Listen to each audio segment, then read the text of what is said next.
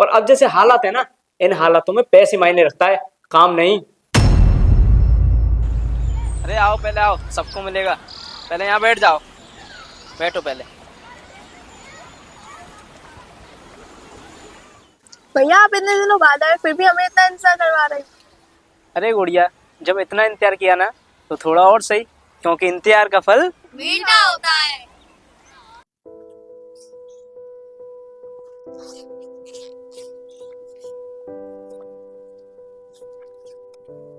लो, ये तुम्हारे लिए।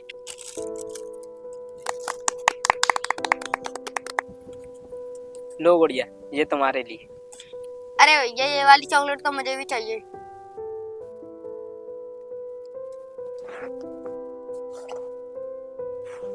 अरे छोटू, ये तो शायद मैं एक ही लाया था।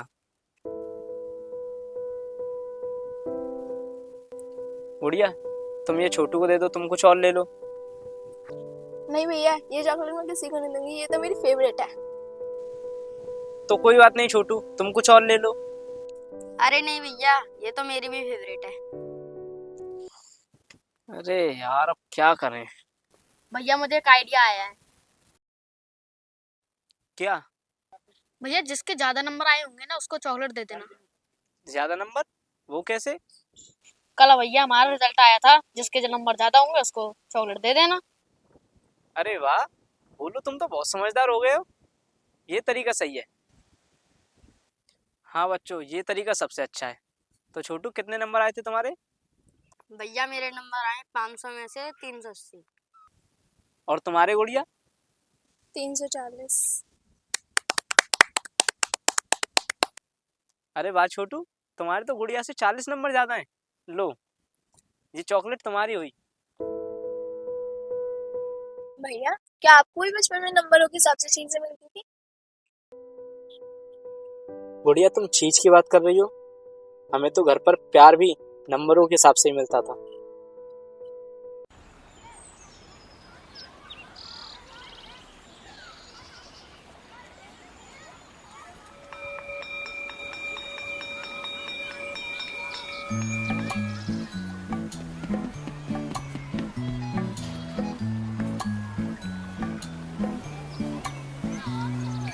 पिताजी आज आपको पता है आज मेरा स्कूल में सबसे अच्छा दिन गया था। अच्छा, वो कैसे बेटे? अरे विकास की माँ, अरे विकास की माँ, सुनती हो? क्या हुआ अजी, क्या हुआ विकास को? अरे विकास की माँ, कुछ नहीं हुआ विकास को। विकास ठीक है, बिना बात के घबरा जाती हो। बल्कि ये तो तुम्हारे लिए बहुत बड़ी खुशखबरी लेकर आया है। खुशखबरी? क्या खुशखबरी लाया बेटा? पिताजी बता दूं? बता दे बेटे, बता। हाँ, आज मेरा रिजल्ट आया। आज मेरी क्लास में सबसे ज्यादा नंबर आए। अब हमारे बेटे ने इतना अच्छा काम किया है, इसके लिए इनाम तो बनता है। आज इसकी पसंदीदा सब्जी बनाओ, पनीर की सब्जी।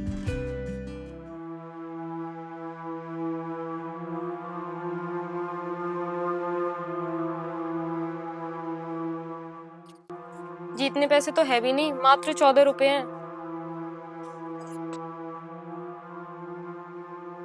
अरे जितने पैसे हैं दे दो, बाकी पैसे मैं उधार कराऊंगा और शाम को सेठ जी से पैसे ले ही आऊंगा।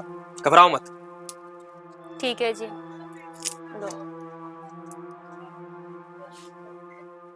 पिताजी आज खाने में मजा आ गया। हाँ, बात तो ठीक है बेटे,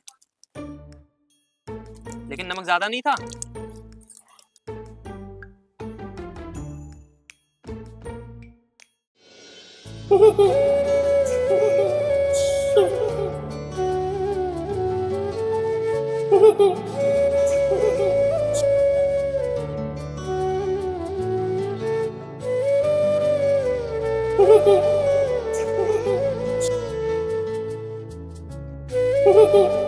तो रिजल्ट वाले दिन कुछ इस प्रकार मेरी खुशियां और भी ज्यादा बढ़ जाती थी। आपका सही है भैया, फिर तो आपको पढ़ाई के ऊपर कभी डांट भी नहीं पड़ी होगी। ऐसा नहीं है छोटू, मेरा रिजल्ट भी साल के बदलते हुए मौसम की तरह था।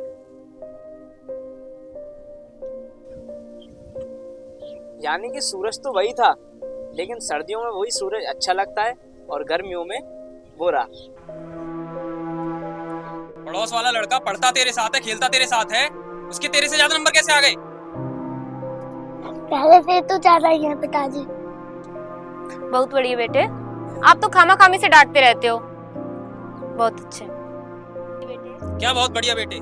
बात 2% कम या ज्यादा की नहीं है, बात स्थान की है। दिन पे दिन छूट ज्यादा दी जा रही है इसे, इसलिए बिगड़ रहा है। कल से इसका खेलना कूदना बंद।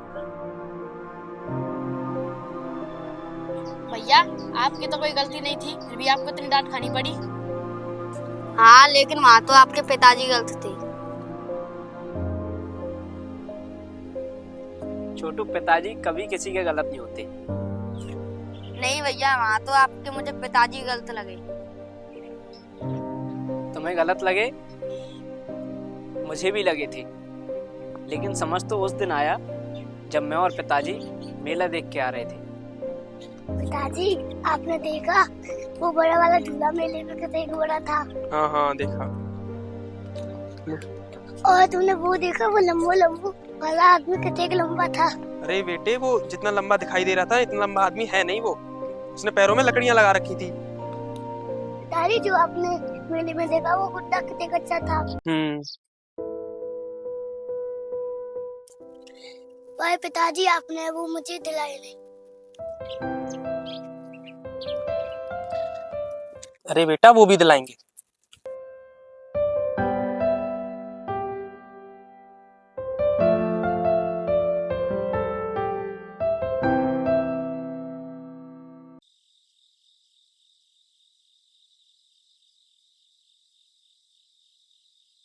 ले बेटा, खाना खा ले। माँ पहले तो पिताजी जल्दी घर आ थे, अब 2 दिन से लेट क्यों होने लगे? अरे बेटे, अब काम ज्यादा होगा। अजी आप आ गए? अरे बेटे देखना, ये वही खिलौना है ना जो तुम्हें चाहिए था।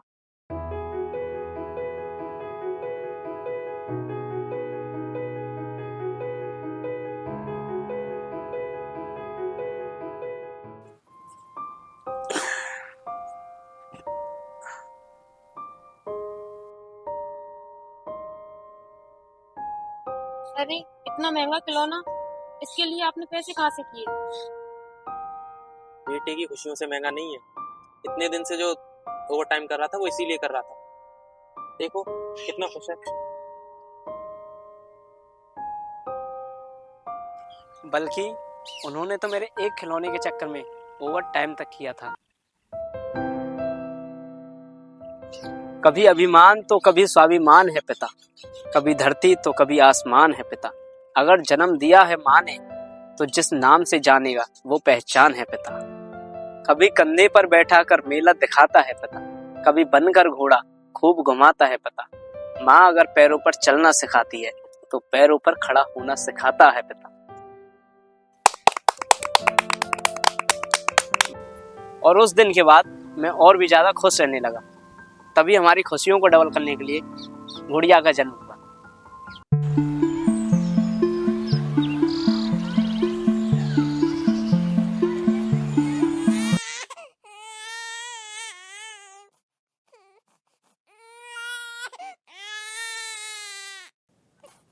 आज से इसका नाम गुड़िया। लेकिन जब से गुड़िया आई तब से मुझे मिलने वाला प्यार कम हो गया। कैसे? माँ मुझे प्यास लगी है, पानी दो ना। अभी मैं गुड़िया को खिला रही हूँ, जा अंदर से खुद ले ले। हाँ दे दो ना। विकास, एक बार बोल दिया ना, जाकर खुद ले लो। फिर उस दिन से मैं समझ गया था कि अब मैं बेटा नहीं रहा, विकास बन चुका हूँ। और बात तो सिर्फ यहीं तक की नहीं थी, बल्कि जब भी हम दोनों में लड़ाई होती थी तो मैं सोचता था कि हाथ ना उठाऊं, लेकिन ये मार देती थी।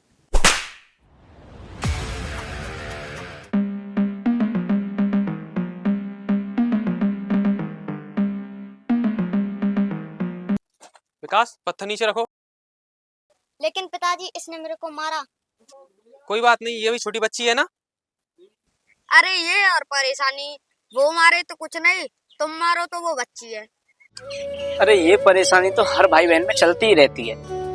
लेकिन जो पिताजी के पास परेशानी थी वो हम में से कोई पता नहीं लगा पाया।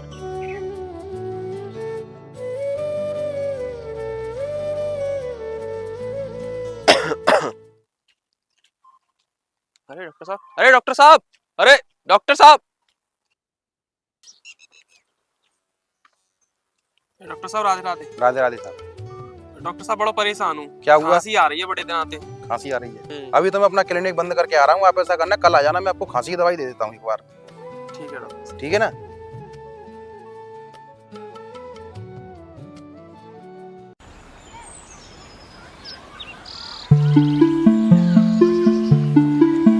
अरे आपको तो कैंसर है और आप इतनी बड़ी बीमारी से लड़ रहे हो, वो भी घर पे बिना बताए। आपको जल्द से जल्द इसका इलाज कराना चाहिए, नहीं तो आपकी जान जोखिम में, आपकी जान जा सकती है। लेकिन डॉक्टर साहब इसके इलाज में पैसे कितने लगेंगे साहब? इसके इलाज में कम से कम 1 लाख रुपए का खर्चा है, 1 लाख रुपए का खर्चा आएगा। नहीं तो आपकी जान जोखिम में, आपकी जान जा सकती है। फिर परेशानियों का पहाड़ हमारे ऊपर कुछ ऐसे टूटा कि जैसे किसी को हमारी खुशियों की नजर लग गई हो। और अगले ही दिन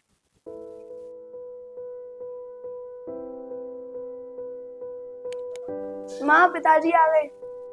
अरे आज आप इतनी जल्दी कैसे आ गए? अरे पहले तो लगता था जिसका कोई नहीं होता उसका भगवान होता है, अब तो ये भी झूठ सा लगने लगा है। क्यों, ऐसा क्या हुआ? हमारे देश में ये जो नई नई मशीनें आ रही हैं, एक दिन यही मशीनें हमारी मौत का कारण बनेंगी। अरे आप ऐसा क्यों बोल रहे हैं? हुआ क्या है ये तो बताओ। अरे अब क्या ही बताऊं, जैसे एक नौकरी की वजह से घर चल रहा था वो भी नहीं रहा। क्या?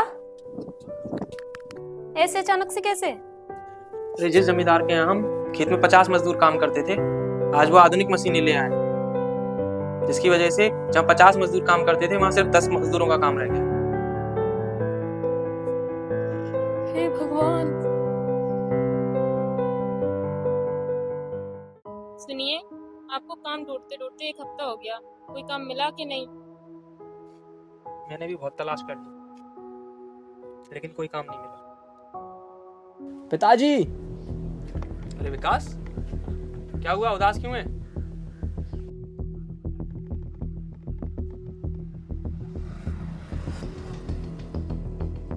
विकास, तुम्हारे पिताजी कुछ पूछ रहे हैं, क्या हुआ बताओ। विकास, बोलते क्यों नहीं? पिताजी वो आपके चक्कर में दुकान वाला मेरे से बोल रहा है कि जा अपने बाप से बोल दे कि मेरा उधार चुकता कर दे, वरना मैं कल से उधार बंद कर दूंगा तुम्हारा। हाँ तो उसने तुझसे बोला ना, तू अपने पिताजी से ऊंची आवाज में कैसे बात कर रहा है? क्या बोला? ये दुकान वाला तुझसे कह रहा है उधार चुकता करने को, और तुझे क्या लगा कि वो उधार मैं अपने लिए करता था? उधार इस घर चलाने के लिए करता था मैं। उस समय हमारी परिस्थितियां इतनी बिगड़ चुकी थी कि हमारे घर में सब्जी के लिए भी पैसे तक नहीं थे, और जिस दुकान से उधार सामान आता था उसने भी उधार देना बंद कर दिया था। और मेरी 12वीं के बाद की पढ़ाई के लिए मुझे फीस की बहुत ज़रूरत थी, तो मैंने पिताजी को बताया। पिताजी, वो फीस के लिए थोड़े से पैसे चाहिए थे। मेरे पास तो पैसों का पेड़ है ना, जिस पे तोड़ूं और झट से तुझे दे दूं। घर में खाने के लिए आटा तक नहीं है और तुझे फीस के पैसे चाहिए। लेकिन पिताजी मैं फीस नहीं दूंगा तो मेरी पढ़ाई रुक जाएगी। अपनी पढ़ाई की तो चिंता है तुझे, और घर में एक भी पैसा नहीं है उसकी चिंता नहीं है तुझे। लेकिन पिताजी मैं तो अभी बच्चा हूं ना। बच्चा नहीं है, अब तू बड़ा हो गया है। अगर इन आंखों में थोड़ी सी शर्म है ना तो कुछ करके दिखा। फिर उसी दिन मैंने सोच लिया था कि चाहे कैसे भी कमाऊंगा, लेकिन आज से सिर्फ पैसे ही कमाऊंगा। लेकिन 2 दिन बाद ही पिताजी को पता लग गया था और वो मुझे घर पर ले आए।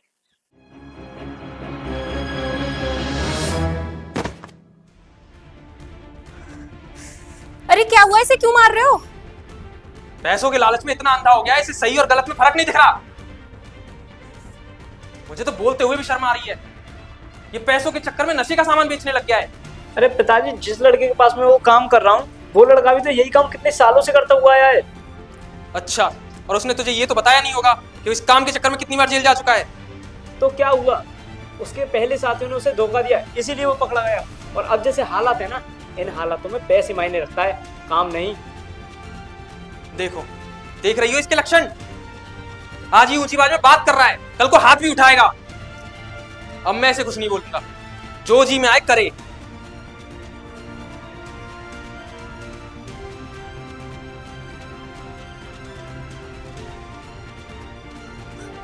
अरे बेटे रुको।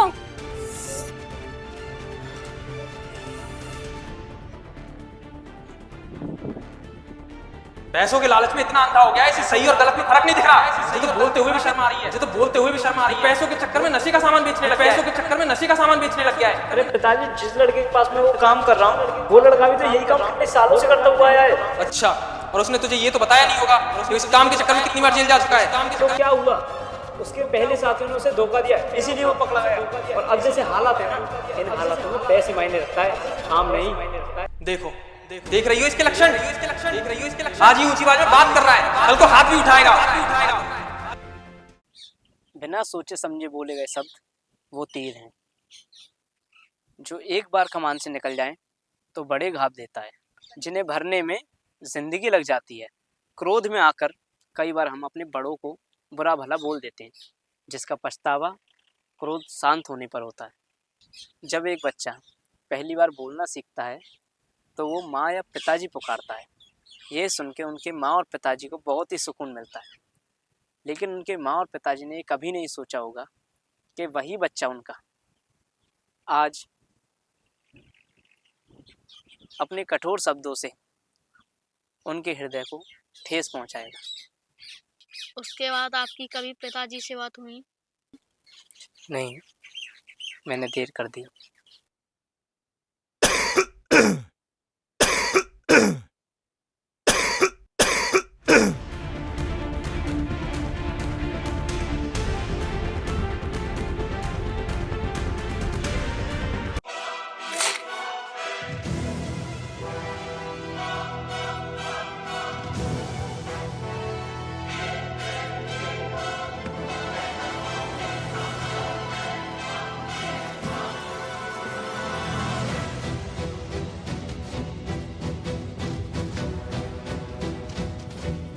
आज तो मुझे टीचर ने ना क्लास का मॉनिटर बनाया।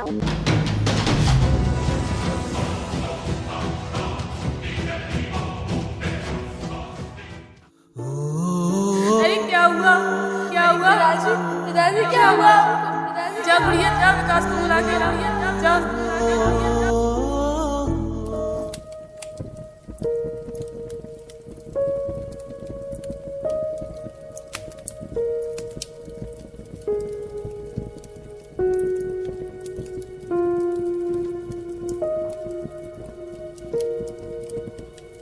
बड़े लोगों का होना या ना होना एक साए की तरह होता है। हमको तब तक अंदाजा नहीं होता जब तक वो साया हमारे ऊपर से चला ना जाए।